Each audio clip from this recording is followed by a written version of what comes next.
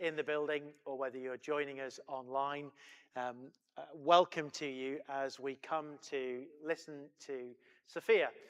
Sophia is one of our homegrown young people who, after her A-levels, took the opportunity to go out and visit two sets of our mission partners, as well as doing other things with the United Nations, which is it the United Nations that we might touch on a bit later on?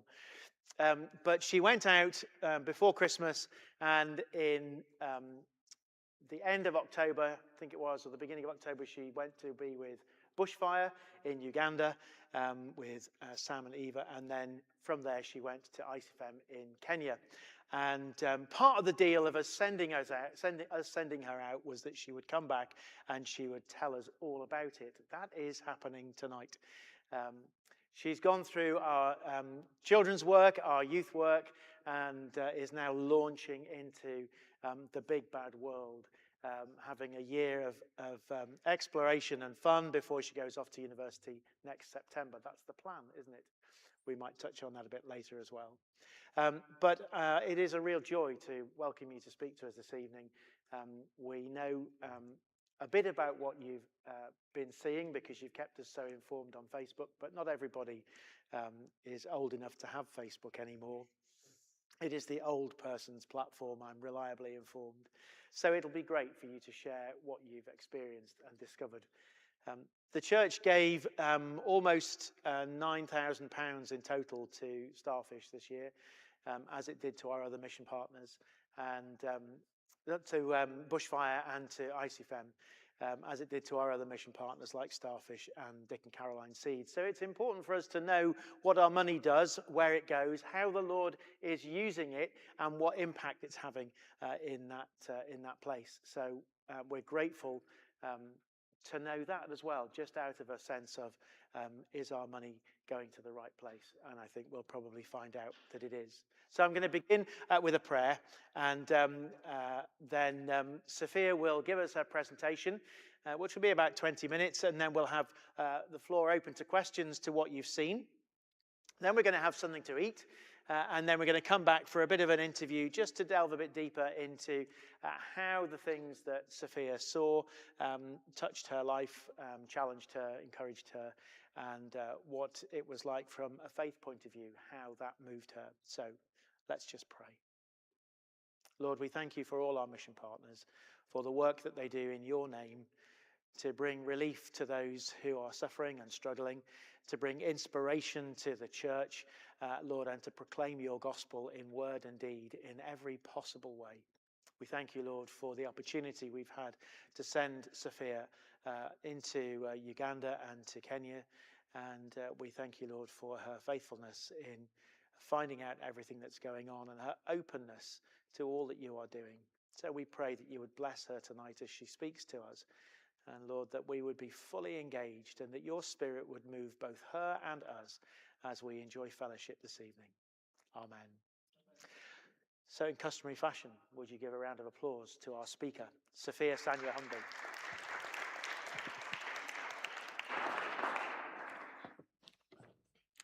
Good evening. Ooh.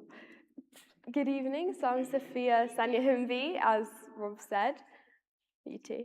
I was given the opportunity to go to Bushfire in Uganda and ICFM in Kenya to see the work that they've been doing and then to share back with you guys. So this is my presentation about it. I hope you enjoy.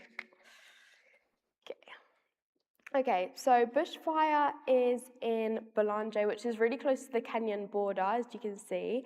So that's like where it is based.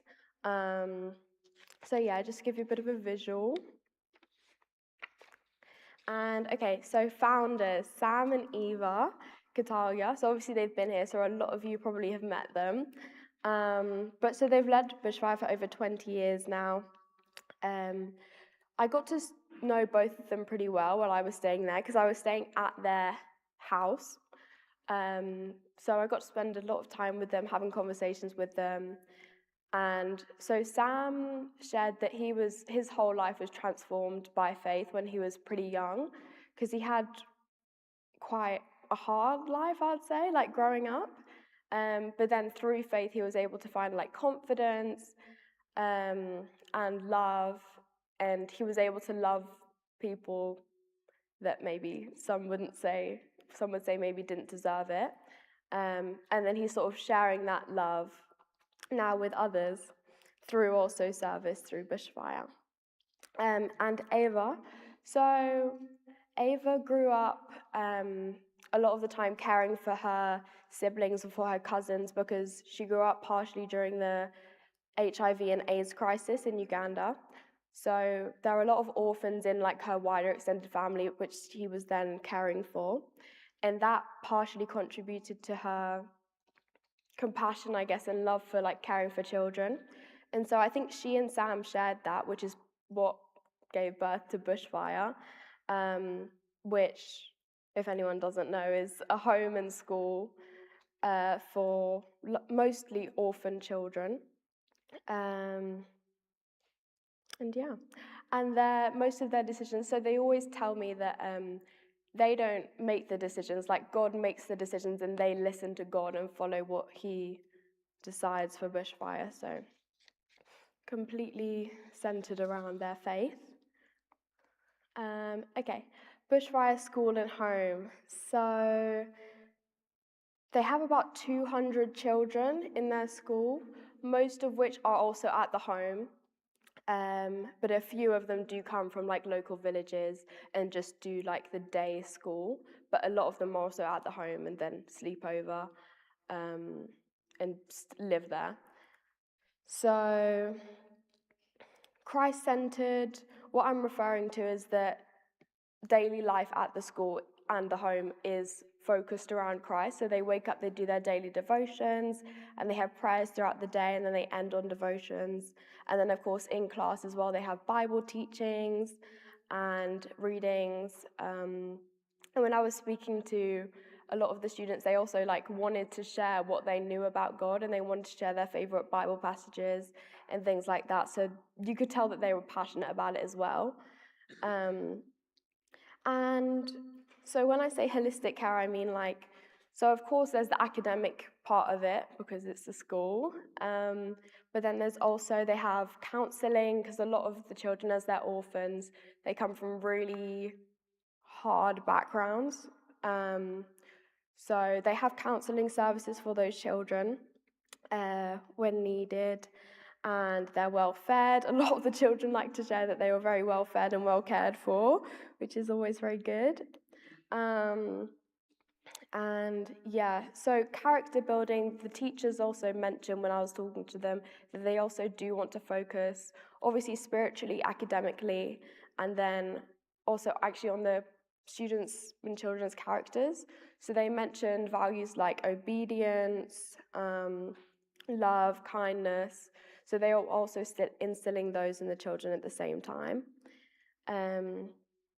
Joy for learning. So the students were very enthusiastic about learning. I think largely because they knew the opportunities that would bring them. So because they knew that, they were excited for the learning. They didn't see it as a chore. And I think it's important to, be grateful, because I think here a lot of the time we take educating like for granted, but it's not. In a lot of places it's not, and I feel like I really realized that here. And yeah, hope and future vision, that's also partially about like the students are taught, I guess, what opportunities there are out there for them, so they're able to decide what they want to be, and then bushfire helps them through their education and then through training later so that they can become what they want to be.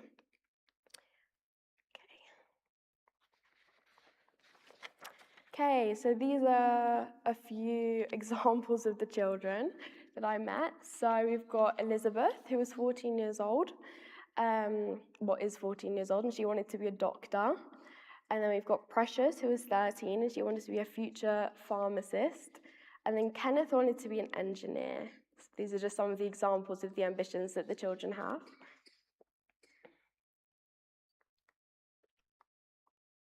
Okay, bushfire farm.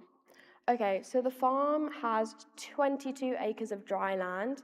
So a lot of this is like rented out to other people in the community so that they can farm their own crops and support their own livelihoods. But then a lot of it is also used to grow crops for bushfire to feed the children there. And then any excess that they have that doesn't go to the students would either be sold or distributed amongst people in the community, especially through the church, or be distributed amongst the needy who need it and maybe don't have enough food. And then they have 50 acres of wetland, most of which can't be used at the moment because it's too waterlogged. But it used to be used to grow rice, but they're hoping to unwaterlog it so that they can use it again for rice, which would also support the students at Bushfire. So the people that run the farm are all past Bushfire students. So we've got Cyrus, Arafat, and Farouk. So Cyrus received agricultural training in Zambia through Bushfire, so they supported him with like the tuition and brought him through. And now he's decided to come back and be within the bushfire community still, helping them, supporting them, and working for them. So they grow crops like cabbage, kale, eggplant, peppers, and different crops like that. And so faith and daily work. So in both in bushfire and ICFM, faith was in every aspect of life. So faith on the farm looked like if there was bad weather, which was some of the challenges they faced, because the weather forecast is not accurate at all, so they couldn't predict what was going to happen when, and then they couldn't implement the necessary measures for the farm. So one thing that they did was they would pray, of course, but they would pray whenever something went wrong or whenever they needed guidance. So yeah. And then some of the other challenges would be they had nowhere to store, they have no storage shed or anything. So if there is excess food and they don't know where to put it, they can't store it for a long amount of time because it just goes off, which is an issue that was shared. Okay. And they're also hoping to, Cyrus is hoping in the future to create like training for the current students of bushfire so that they can learn more agricultural skills and practices so that in the future, because agriculture is a huge part of life, especially in this area of Uganda, so a lot of people grow a lot of their food, so it would be helpful to get more knowledge about it. So he's hoping to do that for the students and also for other people in the community to do trainings.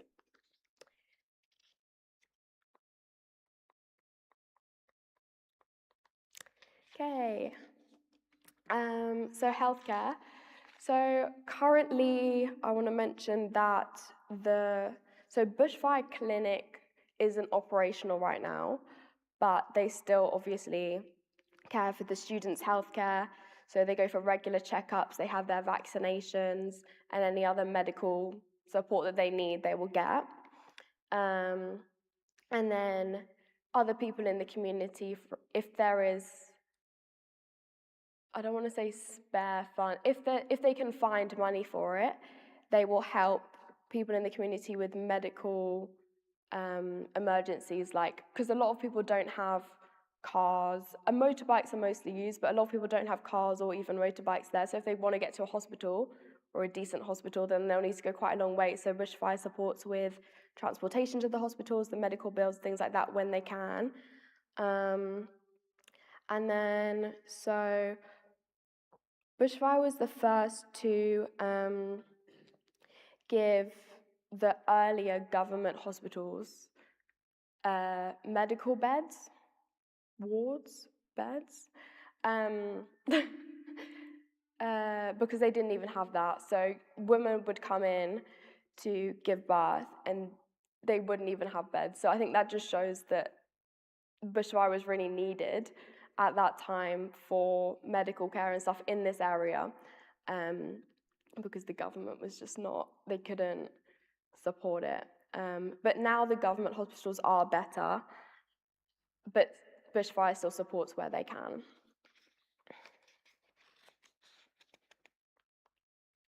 Okay, so the church. So there are two churches that I went to while I was there. So there's the main Bushfire church, and then there's the local church, which is which has ties to Bushfire. So the picture in the top left is the local church, and then the bottom photo is Bushfire Church. So the churches, I'd say, are much more lively.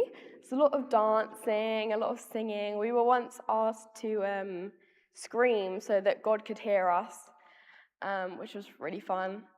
But yeah, so I think what I really noticed in Uganda especially is that I think their faith is a lot louder, which I don't think that's necessarily a good or bad thing. I think that's just a cultural thing. But it was fun to be a part of, and I enjoyed it. So Bushfire has a non-dominational church, so uniting Christians. They don't discriminate against anything. And they have 6 fellowships at the moment, but then they also do outreaches, which is the picture in the middle, which means that they go out into different communities, surrounding communities, but also they've mentioned also going into neighboring countries, like they've been to Rwanda and Kenya and different places like this. But basically what they do is they go and then they preach the gospel, they sing with people, and they also do services like they might cook for vulnerable people, like maybe the elderly, or they clean the community and things like that. So it's a mix of service and then worship as well, and sharing the word of the Lord. And so children's faith, so Bushfire students all go to church, of course, but they also have Bible studies that they do and things like this. And they're a community. They do home visits, so it's not something you sign up for, but you just go to house, and then you speak to people about the Lord, and then you can read the Bible to them. Because also another thing is a lot of people in this area can't read, so it's really helpful if they want to learn about the Lord, especially to be able to have someone reading to them makes a big difference. So that's also part of the outreaches, but that's also done within around the Bushfire community. Discipleship, so if people want discipleship training, they can do discipleship training, and then a lot of the time the people that are then trained go on to become pastors of usually churches within the Bushfire community, but also churches around. So yeah. Okay. So personal reflections. Okay, so I had a super warm welcome at Bushfire. Ava and Sam are lovely, and I think they went above and beyond to make me feel comfortable. Just simple things like so on weekends, for example, we would go to the city because you had to drive 2 hours to get to shops. So we drove on the weekends to shops so that I could get food that I guess they thought I would like more or be more familiar with or whatever. But they were amazing, and they also brought me to places that they thought I'd want to see in spare time and things like that. But yeah, I just want to say that they were amazing to me. So thank you, Sam and Ava. And leadership. Yeah, I think Sam and Ava, I feel like they're pretty different in personality and leadership, but both are incredible. I think Sam is I feel like Sam's, to me, came across as really, really brave, because I think he's been through a lot, and he was very open about that. He preached in church about it to teach others about God's love and transformation. So that was really inspiring to me. Also, guys, he's writing a book, so look out for that. And Ava was very outspoken, I think, about her faith. Everywhere we went, Like, we broke down once on the way to the city, and then she decided to do a house call on the house that was just by the car that broke down. And so we did a house call, and we were talking to them about God. I couldn't really because language barrier, but I was there. And then later we went back and we dropped off a Bible and stuff like that. And even on the immigration office, so we ended up driving to Kenya after bushfire to ICFM. And in the immigration office, she was handing out leaflets about the Bible and what the Lord says and stuff like that. So I think that's also really inspirational about how passionate she was about it. So I thought that was incredible. Mentorship and learning. So I'm just grateful for everyone who was very patient with me, because I think there were a lot of things that I was also learning as I went along. And any help I ever needed or any guidance was always given, particularly by Sam and Ava's children and Salama, who was also at the house. And yes, that was great. And then faith in action. What I mean by this is the strong faith that I felt throughout the journey with pretty much everybody I met, and the change that they were making through it was incredible. And I feel like I just haven't seen that kind of thing in person so far. Like, I know about it and you hear about it, but I think seeing it in action is different, and that was really amazing to see. And yeah, and I'm just really grateful that I got to go. It was an incredible experience at Bushfire, and yeah, it was really inspirational, and I'm grateful. And here are some photos. So we've got me with some of the children at Bushfire, and then me cooking with Ava, and then me with Sam Jr. on a boat, and then me on my leaving day with friends, and then me with Cyrus, who is the farmer, and then me, Ava, Sam, and a guest. Okay. Right, and then to ICFM. So ICFM was in Kimilili, which, as you can see, is like right by the Ugandan border. So it was like 3 hours max drive from Bushfire, which was great for me. Yeah, so while Bushfire was like very, very rural, Kimilili is a town, so that was more, I guess, what I was used to. But yeah, so that's the location. Bear with. Can you switch it, please?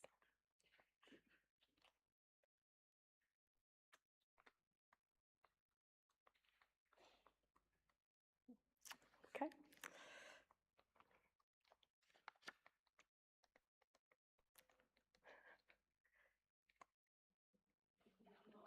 No, it's not working.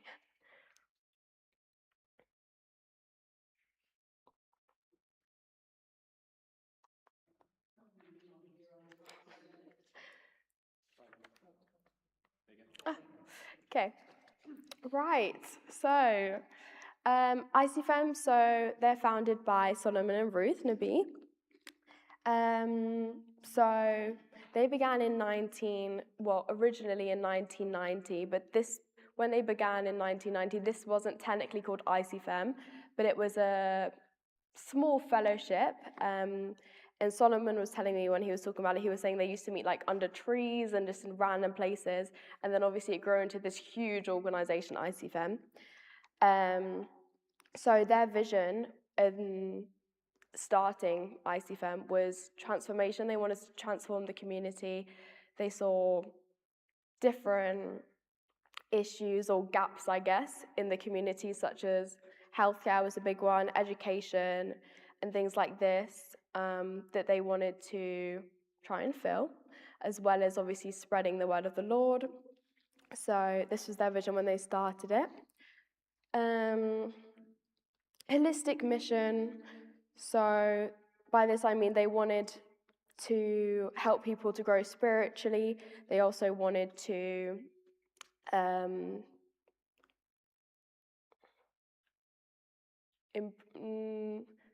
reduce poverty, improve education, healthcare, and unite Christian fellowships. So different aspects of the mission. And they really focused on also empowerment and sustainability especially, because they wanted it to be something that could be carried on for generations. They don't want it to be something that doesn't last. So yeah.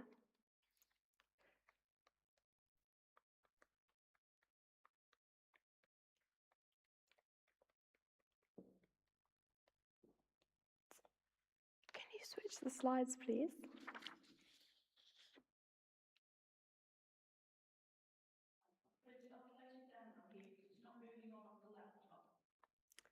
We just keep trying.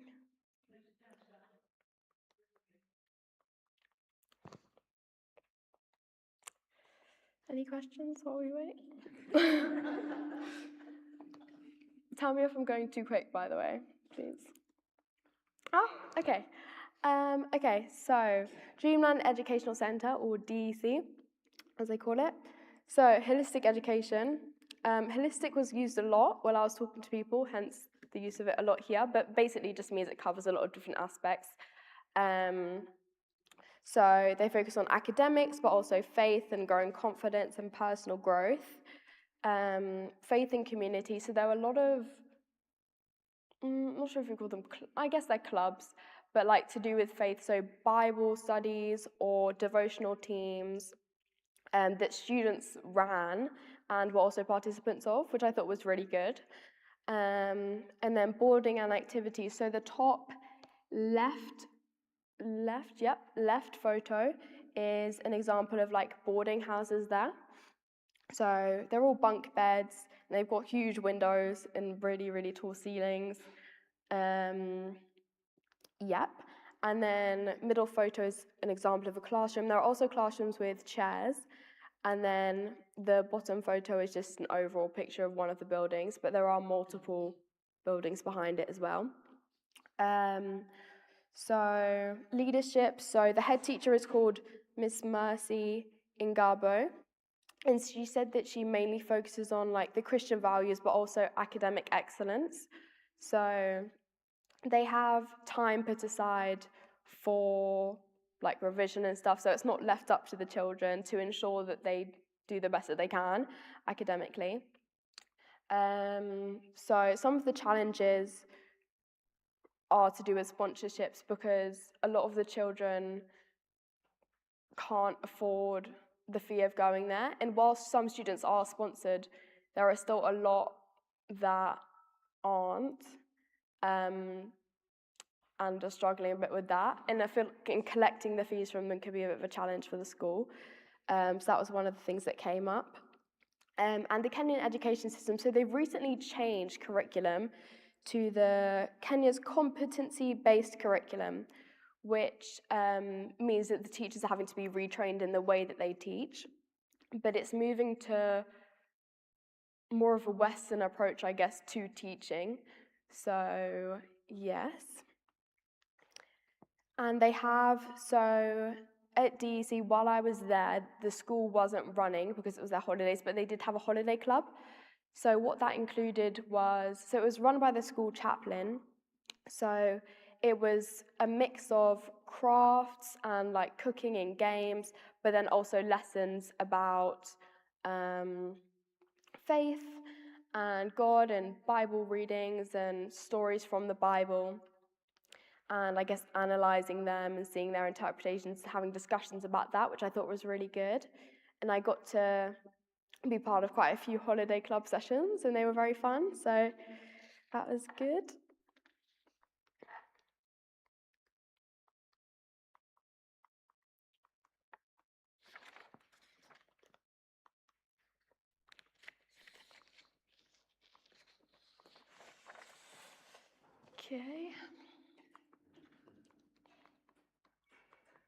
Okay. So the nursery school, Kalai Nursery School. Okay, so the children, they go to the nursery at age 3 to 6, and it combines like play with learning, and then they have also daily devotionals. So some of the resources they have are things like letter tiles, counting blocks, and they do quite a lot of creative activities. as well. And so if you could see the top picture, so that's what they call the resource room, which is where all these resources are, like the counting blocks and things like this. And then, so the Christian values, because obviously these are such young children, so they're integrated through songs and stories and daily prayers, but also they're obviously kept quite short because, again, these are children. But yeah, so I think song's one of the main ones. But yeah, so that's sort of how they're taught about Christianity when they're so young. Parental engagement, so they keep a close communication with families, especially like I was shared a story about this boy who they suspect to have like additional needs, for example, and that sort of thing. They keep a record of it and then they share it with parents when necessary, basically. So yeah, future hopes. So they hope, the teacher that I was talking to in the nursery is hoping that they'll have more outdoor like sensory play. Like she was hoping for a mud bath, and like water play. So that's the hopes for the future. And yeah, and then so the point of the nursery is obviously to educate them at a young age, give them the foundational knowledge, I guess, and skills, and also like character growth. And then the hope is that they would then go from the nursery to DC.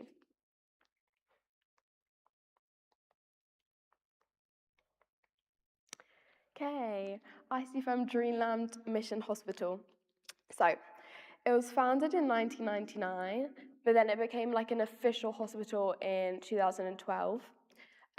It's now a level 4 hospital, which is a high hospital. I think level 5 is the highest. They're hoping to get to level 5, but they need a few more, I think, resources for that.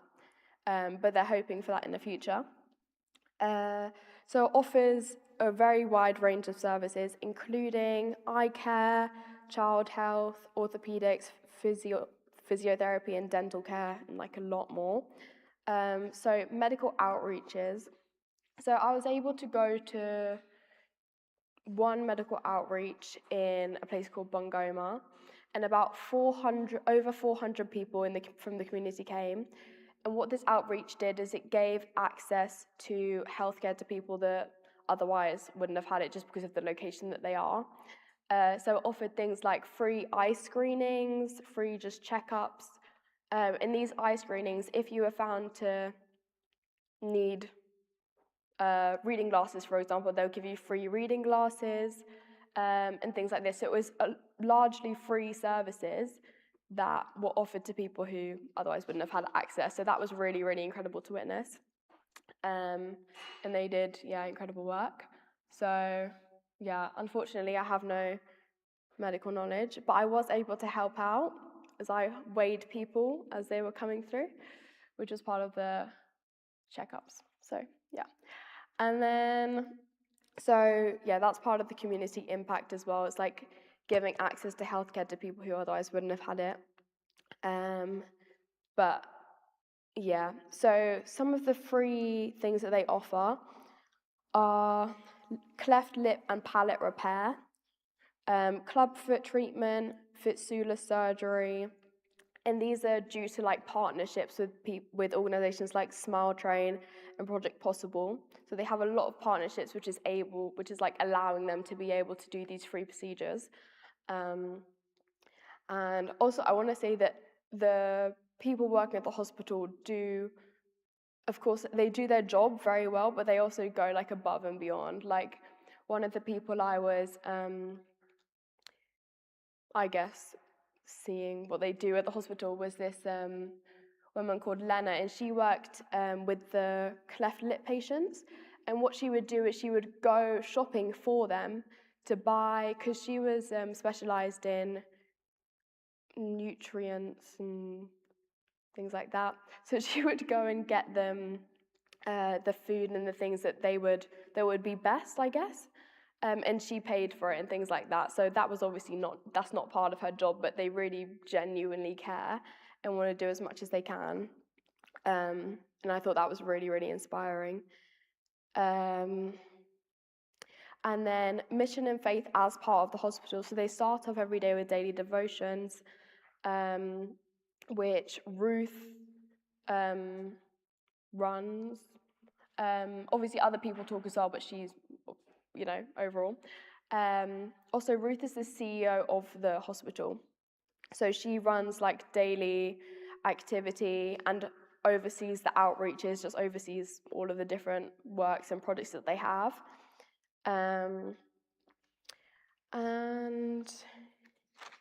yes.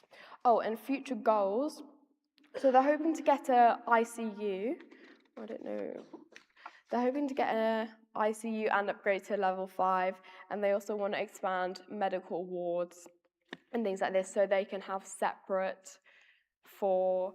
I think they said they have separate rooms for women and men, but they want to have separate blocks. So that is what they want to do in the future.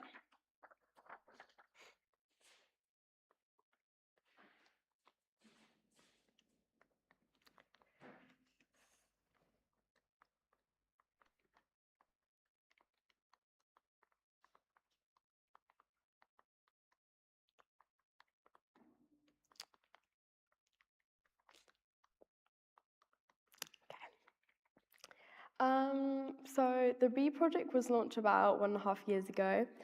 So the goals were to create a sustainable income for the beneficiaries of the hives, improve agricultural practices, and also promote environmental conservation. So some of the benefits of this would be like increased crop productivity due to the bees, and also the income, of course, from the honey. So the farmers, there's 32 farms at the moment, which are organised into clusters. So they've got 4 clusters, so of 8 farmers each.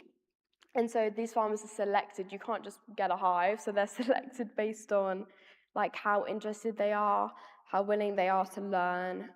They have to be involved in one of the ICFM fellowships, and also their financial need for the income that would come from the honey is also evaluated.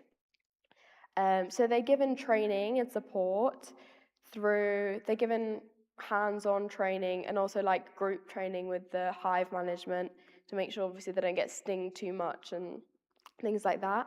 And they get taught about which flowers are most important, which would attract bees and things like that. Yeah. And so some of the environmental and economic impacts include, so economic is obviously the income that you could get from the honey, which could then be paid could supplement income for food, or if you need to pay school fees for your children or things like this. And then environmental is the impact on the surrounding like crops and things will be better due to the bees. Excuse me. So future plans, they hope to increase the amount of beneficiaries for the hives. And they also want to reach a better or bigger, they want to expand the amount of honey that they can get so that they can reach the bigger markets and be able to sell in bulk, because then their income can go up. So at the moment, if you sell about 1 kilogram, you sell it for about 1,000 Kenyan shillings. So one man I met had met 13 kilograms, so 13,000 shillings. That was about £75, just to give you an estimate.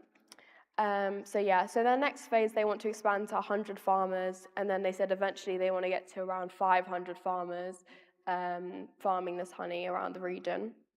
And they want to train youth so that this can be sustained like for a long time, generations. Some of the challenges they face include pests, theft, unpredictable weather, and competition in honey markets. So, yeah.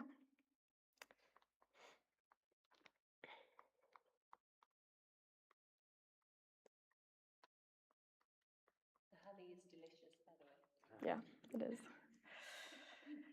Okay. ICFM's tree project. So this was launched in 2022 to 2023. So it was done to enhance the environment, but also there's economic benefits, which I will get to. So far, 32,114 trees have been planted and recorded. So they're grown first in ICFM's tree nursery, and then they're distributed after that. So the project is led by a man called Calvin Kennedy, who receives strategy, daily operations, and manages an app that is supposed to be used to record the trees, which I think is being worked on at the moment, but yes. So they focused on trying to grow indigenous species of trees like eucalyptus to support long-term ecological health. Not just eucalyptus, but an example. And so this project works through local transformation units, or LTUs, and fellowships. So beneficiaries are selected based on the amount of space they have, how involved they are in the fellowships, how much they need it, and also they need to be committed to ICFM's vision. So they're provided the training for it with the planting, soil preparation, watering, how far to space the trees, stuff like this, so that they're prepared to continue caring for the trees, because they're expected to grow them for at least 15 years. That's the minimum expectation. And then, so some of the environmental benefits are obviously it cleans the air, enriches the soil, provides shade, which is a big one because it is boiling a lot of the time. And economic is, if it's a fruit tree, for example, you can sell the fruit, or in long term, you could sell the timber of the tree. And also, ICFM sells the carbon credits from the tree planting for reinvestment, which helps towards their sustainability goal.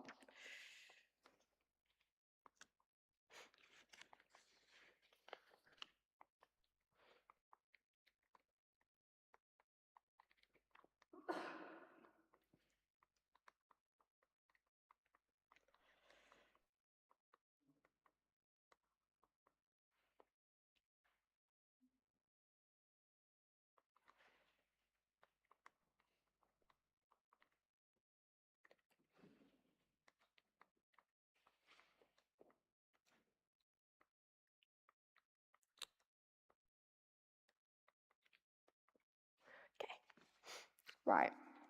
VDS, or Village Discipleship Schools, are run by ICFM.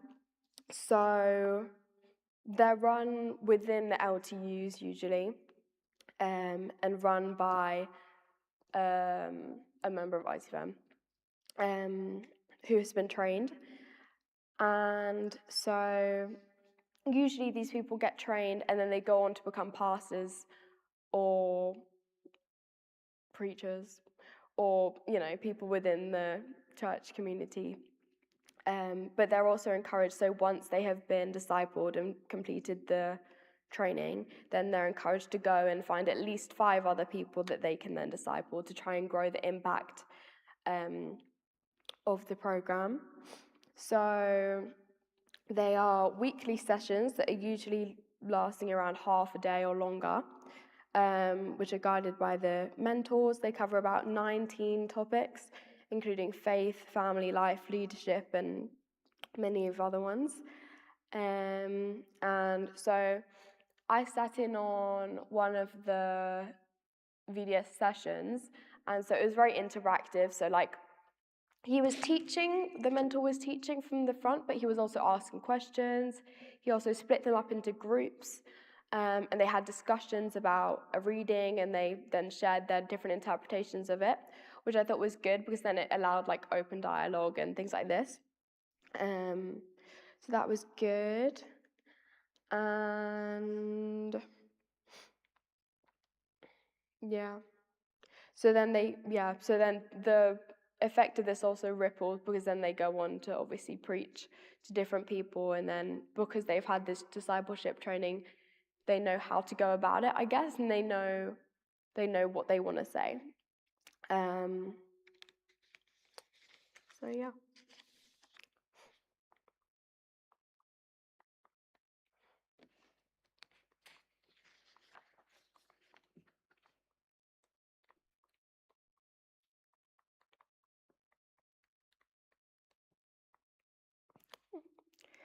Okay, so key reflections from ICFM.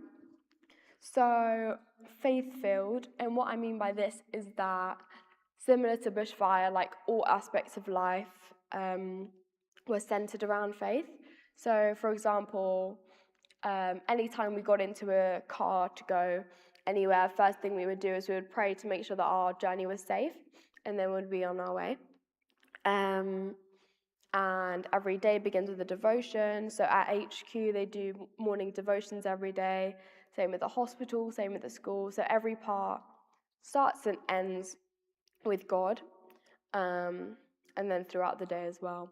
And there was, yeah, I think also they showed me that it was also important to sometimes just take a minute, like in your day, to reflect, I guess, and think about God consciously, because I think it's hard, like when you're going through your day, it can be hard to like take a minute and actually think about, I guess, your actions and what God would think and things like that. So that was interesting. Lasting community transformation. So the work ICFM does, particularly with the hospital, was incredible.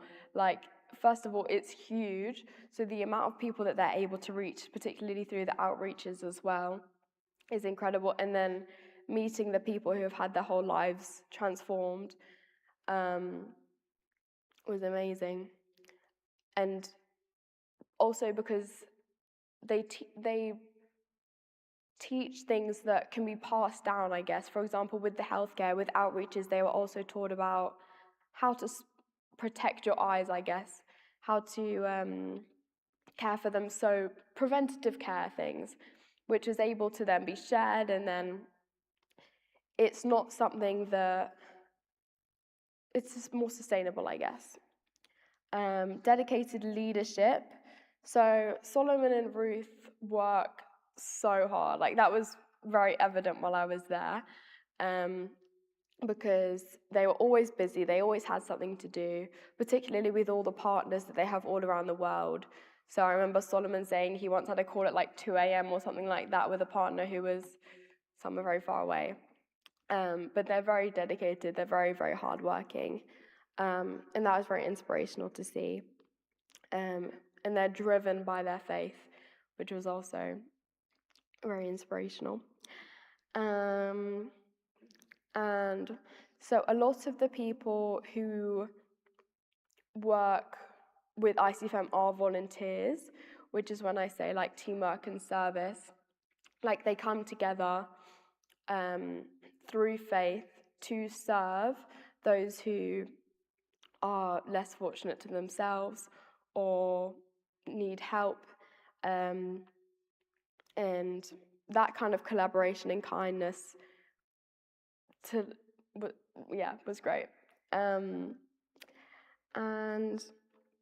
yeah, community spirit, there was strong community bonds, and everyone was very encouraging of each other, I feel like, in all aspects, in their work, when they were praying together, and it was very uplifting. So that was lovely.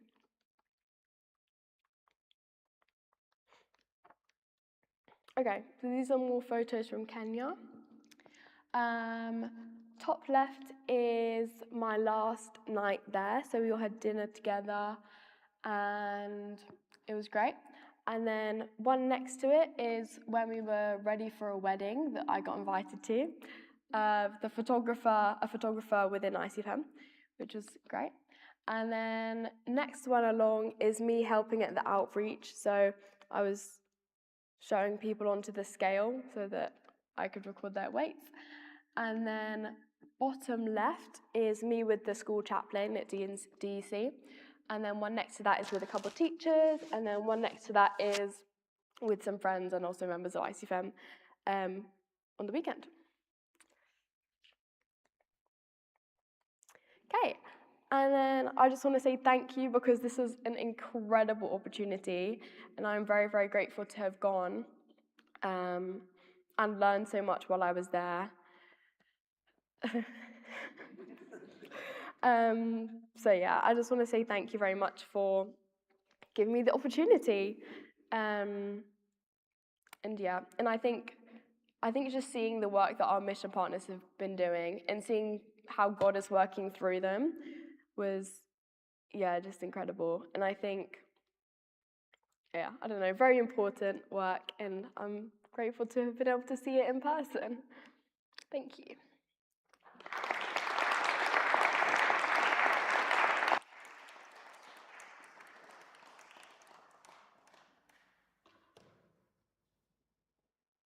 Sophia, thank you so much for speaking to us this evening. And I said to Sophia, talk for 20 minutes.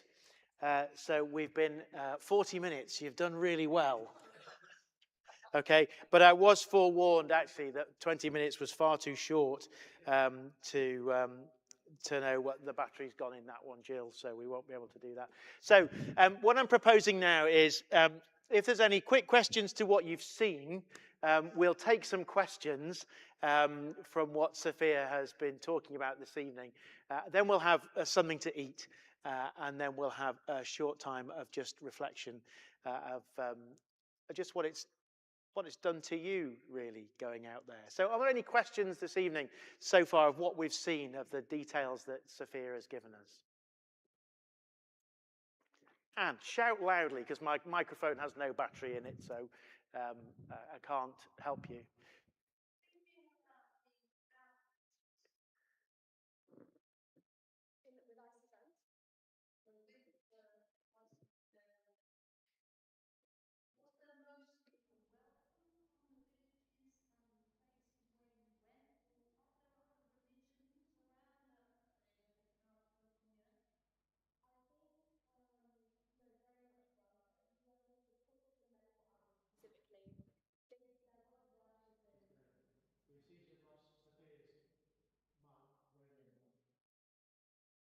No battery in this one, so we're struggling a bit at the front.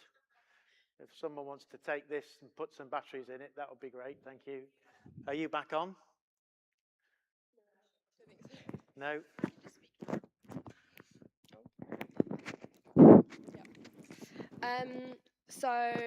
With the medical outreaches, the focus was on healthcare. So there were people preaching about God and sharing the word of the Lord and things like that. But the focus, especially when sharing it to people in the community so they would come, the emphasis wasn't put on faith, it was on the healthcare. So it doesn't matter about what religion they were, they still came. Very much welcomed.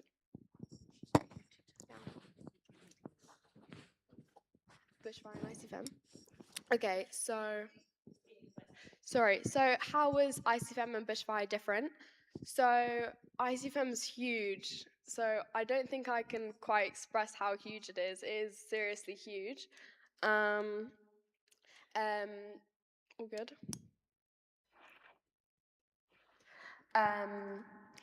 So I think just the scale of is a lot. Just keep going with that one. Bigger. I think that one, the battery's going in that one as well. So I think the scale of work they do is a lot bigger. I think they both have, ICFM, obviously, because they're so big, that means they can reach an enormous amount of people, which is amazing. But I think with Bushfire, because they're smaller, that means that the people that they do help and that they do effectively grow up with, especially the children that are there since they're 3, that they then keep in touch with them and they can follow up and things like that. So I think they're able to do that because they're smaller. So I think that's probably the main difference that comes to mind. And also ICFM obviously have the medical aspect, where at the moment Bushfire don't have that on a large scale, if that makes sense.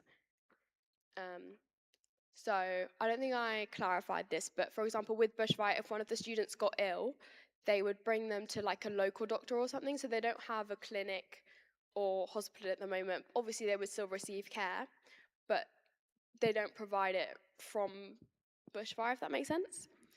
So yeah.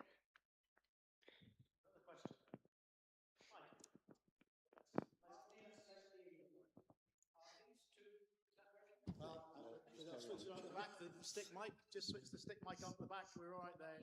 Right, try again, Mike. Try again. Are these two projects that's working? Are these two? What sort of located? What sort of community are these projects located in? Are they in the village? In a village? Are they in a slum? Are they? What are they? Are they? Did you see any signs of real poverty that they are serving, or what kind of community? And what is the government? You know, they're government schools, government hospitals. Yeah. So okay, I'll start off What in. gap are they filling in the community? So I'll start off in Uganda with bushfire. So the government schools are not good. So they exist, but they're not good at all. So I think just the standard of care is completely, like, bushfire brings a completely different standard of care to that area. What it's like environmental wise, I guess, is okay, in Uganda, very, very rural. So it's a village, but also you could walk like probably an hour without seeing anybody easily.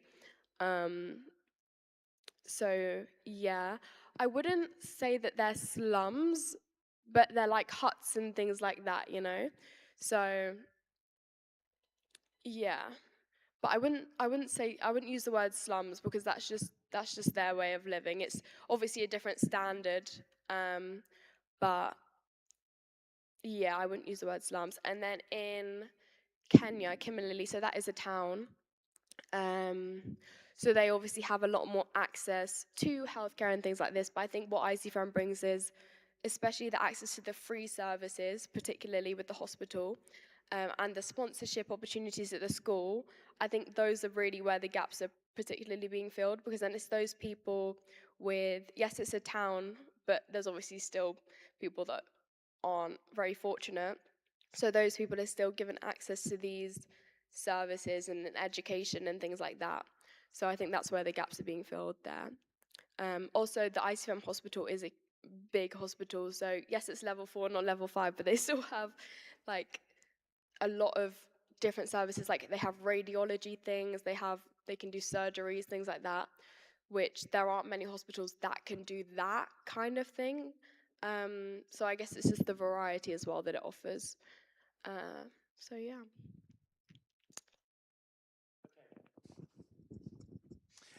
We're going to stop and we're going to have something to eat. Otherwise, it's going to get too late. And then we're going to come back for a short interview on the stage. So thank you. Let's just give Sophia another round of applause. And please make your way to the back, and there is a buffet to help yourselves to, and we'll have a short intermission to eat, and then we'll come back. Okay, thank you so much.